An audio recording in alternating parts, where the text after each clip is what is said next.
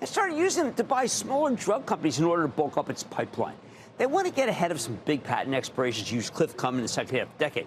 But the stock is now down 40% for the year, in part because the drug stocks have gone out of style, but also because of some company-specific issues. In March, Pfizer offered $43 billion to buy Seagen, that's the old Seattle Genetics. That's a high-priced deal that could take several years to be additive to earnings. And we don't even know if the regulators will let it happen, even though I think they should. Meanwhile, interest rates have soared, making Pfizer's 5.4% dividend yield a lot less attractive by comparison to the 10-year.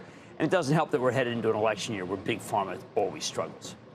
If all that weren't enough, earlier this month, the company announced that the government's returning a big stock of Paxlovid. That's their COVID drug, and management had to slash its full-year forecast in response. Their COVID vaccine also isn't selling as well as expected. Today, we got an update when Pfizer reported, but the numbers came in a tad light. Management merely reiterated their new lower forecast from a few weeks ago. Not what we wanted to hear. But then again, stock's already come down dramatically from its high, so what do we do? Earlier today, we had a chance to speak to Dr. Albert Bourla. He's the chairman and CEO of Pfizer. Take a look. Dr. Bourla, welcome back to Mad Money. Hello. How are you, Jim? I am fine. How are you, sir? Very, very well. All right. Well, let's go over your quarter and the year. You've got a pretty well-defined strategy. You've had tremendous success in fighting COVID with your vaccines. You've taken the profits and then made some, I think, wise acquisitions. But I want to be sure, because there's a disconnect between your stock price and what you've got in your portfolio and pipeline. I want to be sure how you would grade yourself right now about that transition that you're taking with the COVID money to these acquisitions. Clearly, we are not happy with the way that the stock price is performing this year, and we try to understand the reasons, and they are coming down to two things. One was that there is a lot of uncertainty about the COVID projected revenues, and then there was a lot of concerns. If we take the worst case scenario, then your cost base is very high. That's why 2 weeks ago we tried to address both. We announced several agreements that we have done, but now pretty much are giving very high certainty for someone to be able to model the COVID revenues for the years to come. Yeah. And then also we announced a cost restructuring program that aligns more our new cost base, with the new projected estimations on revenues. So with those behind us, what really matters, it is what the non-COVID business is doing. And this quarter, just today, we announced a 10% growth in our non-COVID revenues, so which is tremendous, and it was way ahead of what the analysts were expecting. Yeah, but that's kind of where I'm coming from. I mean, there's something that occurred that is fortuitous, and I'm not trying to make light of it, but you picked a spokesperson, Travis Kelce, perhaps because of his association with Taylor Swift, maybe the most famous athlete in the world right now.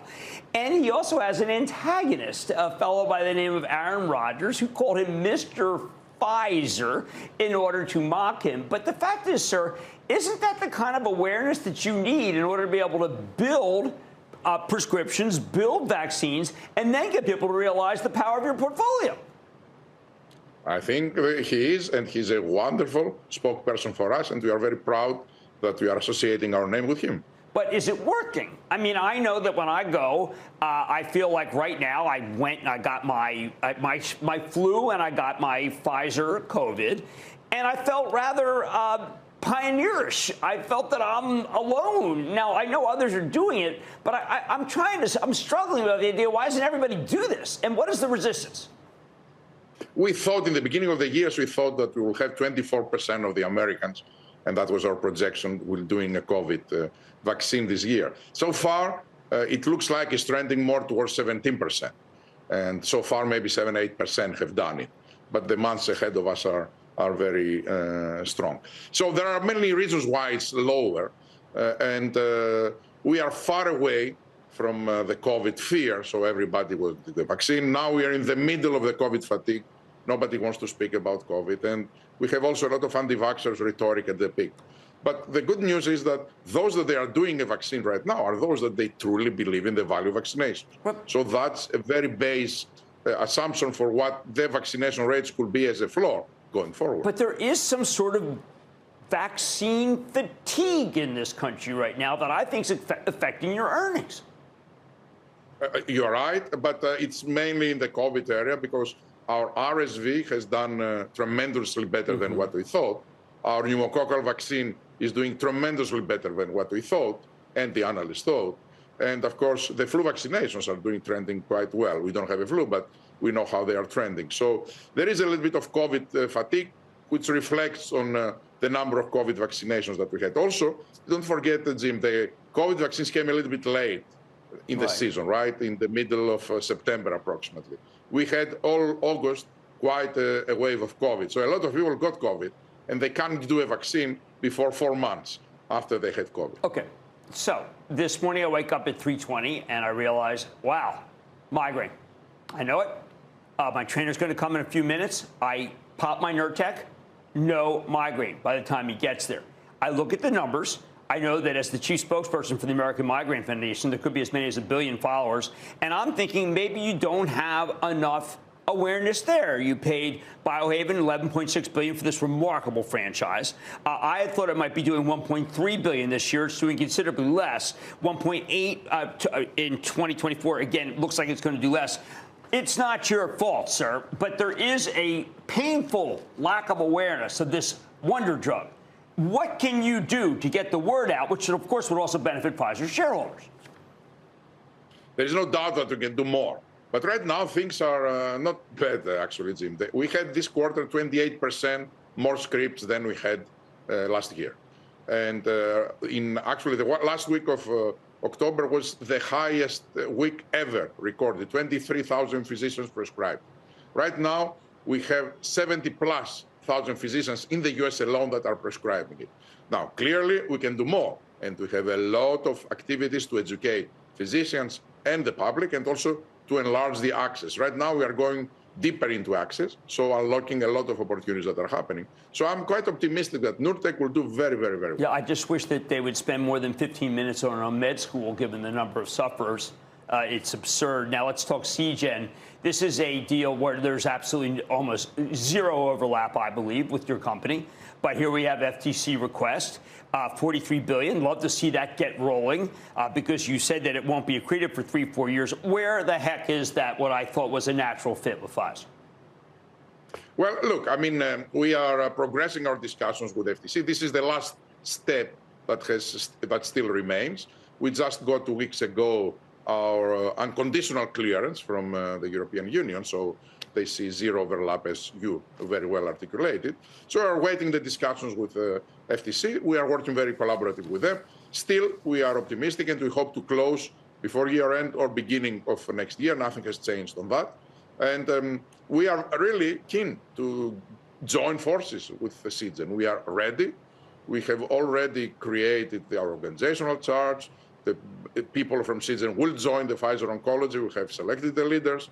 And we are going to invest way more than what Seagen did so that we can progress this pipeline. I think our next thing, Jim, is cancer. We are going to kill cancer.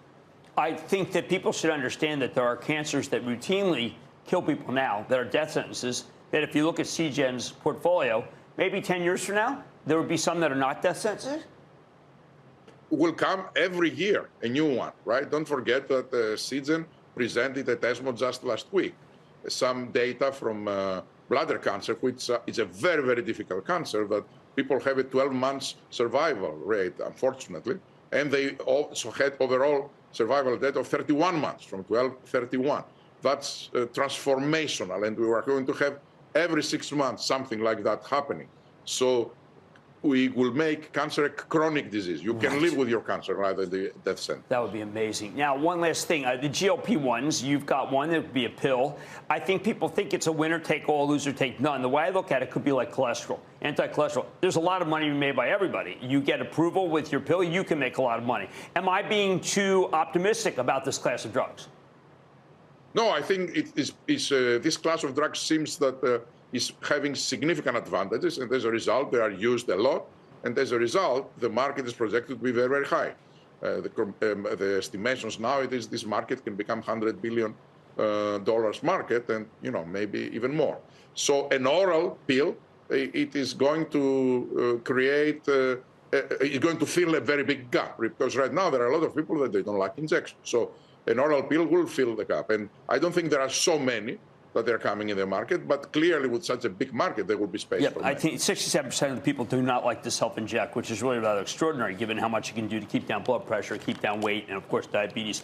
Dr. Bourla, Dr. Bourla is the Pfizer chairman and CEO. Doctor, thank you so much for coming on the show, clarifying what I think is a very inexpensive situation with a lot of opportunity. Good to see you.